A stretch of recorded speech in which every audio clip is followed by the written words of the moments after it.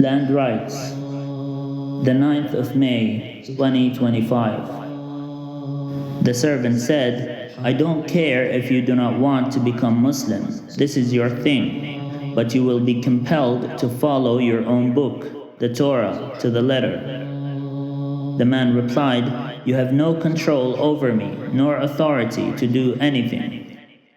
The servant said, I don't, but God does.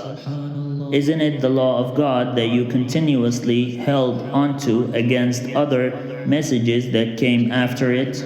You refuse to believe in the Gospels and you refuse to believe in the Quran. Now too, if someone comes to implement the Torah and apply its commandments, you're going to claim they have no authority to do such a thing? The man replied, We have rabbis and judges who do it. The servant replied, If your rabbis had actually done it, we wouldn't be having this conversation. A second man said, We worship the Lord, and we uphold the Torah. What more should we be doing? The servant said, You should apply it to the letter. The man said, Then what? The servant replied, Then you will start to notice which of you are true believers and which are not. You wouldn't need someone like me to point it out to you. The crowd cried out, The mark of the beast, the mark of the beast.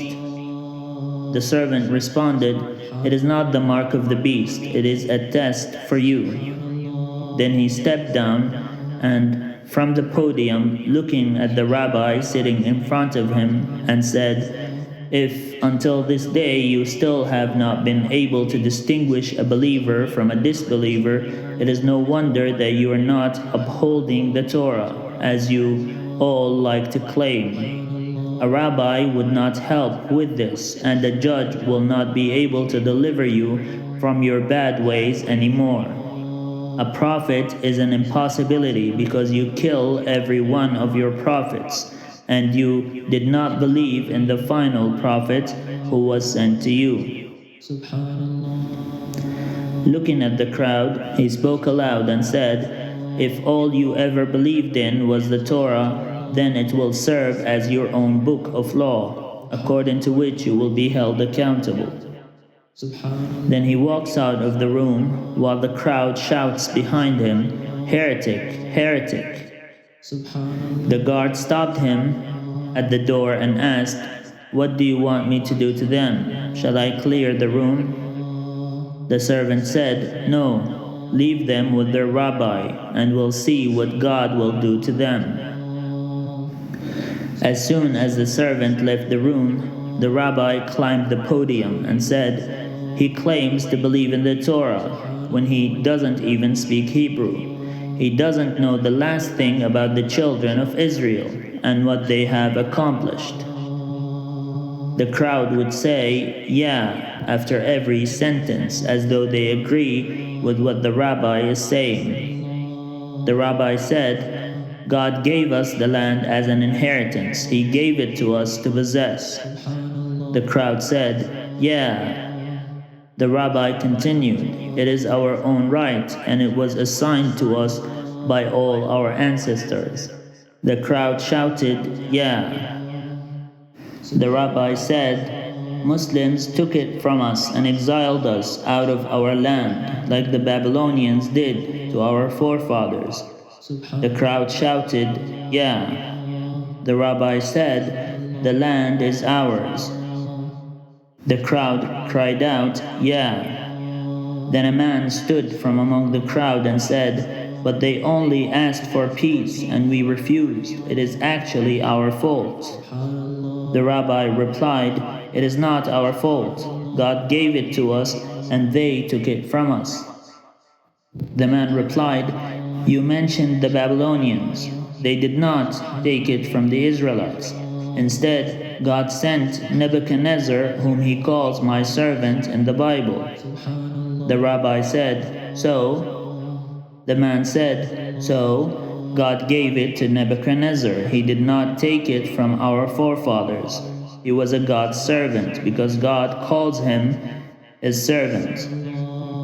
The rabbi said, "But God gave it to us first." The man replied, "It is not about who was given the land first. It's about being pious and serving God wholeheartedly." The rabbi replied, "The Muslims do not worship God. They worship Allah." The man replied, "God is Allah, you idiot." Then the crowd started laughing. The man looked at the crowd and said, "Is this really the best argument a rabbi would have?" Then he looked at him and said, "They wanted peace between Muslims and Jews, but Jews refused. This is why they were exiled from their land. The whole land needs to be holy in order to live up to its name, the Holy Land." The rabbi said, "We made it holy when we lived in it." The man replied, "How did you make it holy? With the male temple prostitutes that you had during the period of kings, despite the clear commandment against sodomy?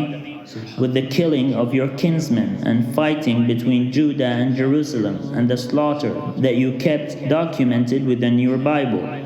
Or did you make it holy with the bribes, oppression, and scheming to kill every prophet that was sent to you?" The rabbi looked at the man, unable to answer.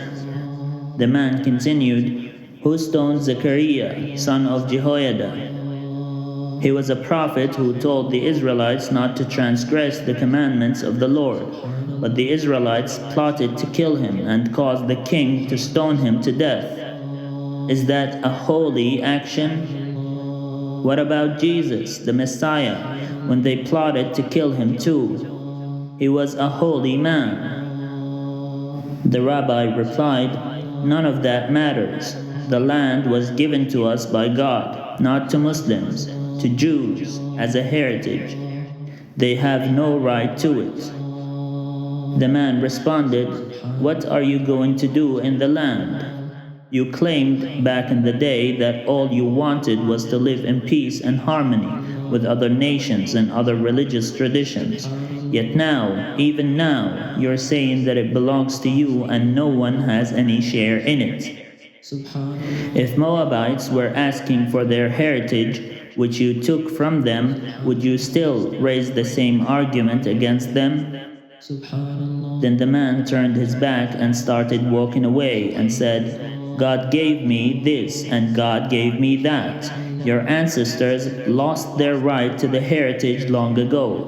This is why God sent them the Babylonians. They transgressed the covenant and worshipped other gods. At least the Muslims serve the one true God, and they will keep it holy for God." He stood at the gate and looked at the rabbi and said with a loud voice, "Your ancestors were idolaters. God gave idolaters no share in his holy land. They sold their rights to it a long time ago." Then he shut the door and left. The servant met him at the door and said, "Thank you for standing up to Muslims, although you are Jewish." The man said, "It is about peace and truth, not about which of the two sides has rights over the land. Muslims wanted peace to prevail rather than an ethnic nation, to live in peace with other ethnicities who consider the land sacred. It is not exclusive for Jews or Christians or even Muslims. It is God's holy land.